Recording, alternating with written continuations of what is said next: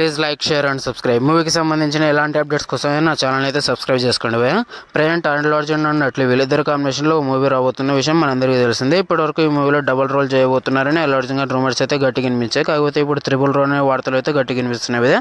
ఇదే నిజమైతే never బివర్ characterisation Allu Arjun మనం చూడబోతున్నాం భయ్యా. ఇప్పుడు హీరో విలన్ అన్ని మన అల్లు అర్జున్ గారి ఏకనిరంగా కనిపించబోతున్నారు ఈ మూవీలో. ఈ మూవీ భారీ ఎక్స్పెక్టేషన్స్ అయితే ఉన్నాయి.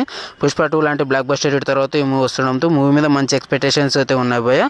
బిగ్ మల్టీ స్టార్ కాకపోయినా డబుల్ రోల్లో మన అల్లు అర్జున్ కనిపించబోతున్నారు కాబట్టి మూవీ మీద బజ్ అయితే ఇంకా క్రేజీగా ఉందని చెప్పొచ్చు. ట్రిపుల్ క్యారెక్టరైజేషన్ లో ఒక క్యారెక్టర్ మాత్రం ఫుల్లీ యానిమేటెడ్ గా అయితే మనకు కనిపించబోతుంది భయ్యా. TFL ఇప్పటి వరకు నెవర్ బిఫోర్ క్యారెక్టరైజేషన్. ఈ విధంగా సూర్య గారి నటించిన రెట్రో మూవీ అయితే ఆల్మోస్ట్ రన్ అయితే కంప్లీట్ చేసుకుంది భయ్యా. దాదాపు బాక్స్ ఆఫీస్ వద్ద 235 కోట్లు కలెక్ట్ చేసినట్టు అఫీషియల్ న్యూస్ అయితే పోస్టర్ ద్వారా రివీల్ చేయడం జరిగింది. ఇంకా June 5 నుంచి ఈ మూవీ నెట్ఫ్లిక్స్ లో అయితే మన ముందుకు రాబోతుంది.